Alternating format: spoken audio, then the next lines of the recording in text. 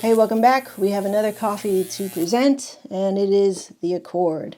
So I've been getting into fragrances of all things, and it kind of lines up with a lot of how we taste coffee, how we taste wine, how we taste whiskey. All these things are sort of like building upon each other. And I thought this would be a fitting name because when you make an accord in, say, perfumery, you're taking one thing and another thing and making something better. And that should be the base of all coffee blend sort of like mentality.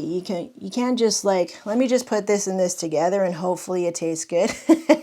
Typically, what you want to do with a coffee blend, like we did with this guy, is go, this is a great flavor, but maybe it's lacking a little bit of body for another drinker. And so, okay, let's introduce another coffee.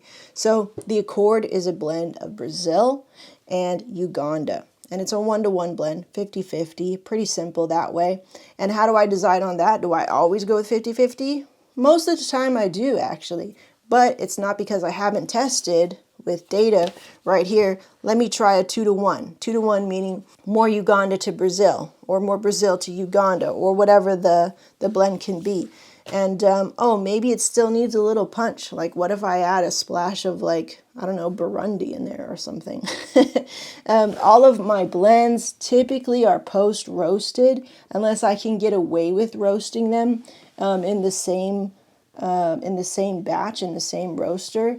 For the most part, I feel like that's too hard for me to manage in the roaster, and I'm such a small roaster that the time suck of that, of like roasting one, roasting another, and blending it, that just takes extra time. It's okay for me to do that for the most part. I don't have a ton of orders to do, even though it can be a time suck. But I think with me, for the most part, since Brazil is such a drastically different coffee than the rest of the other coffees that I have that I'm blending with Brazil, and Brill is typically for me in my blends just to add a little bit more body and a little bit more sweetness, because maybe one coffee is just a bit too crazy. And there's a lot of people in the Black City coffee community who are drinking our coffee, and they just want the medium, nostalgic, reliable coffee flavor. And we can do that by creating blends and always having something sort of consistent on the menu. The Accord, check it out, is chocolate, is oranges, and it's walnut.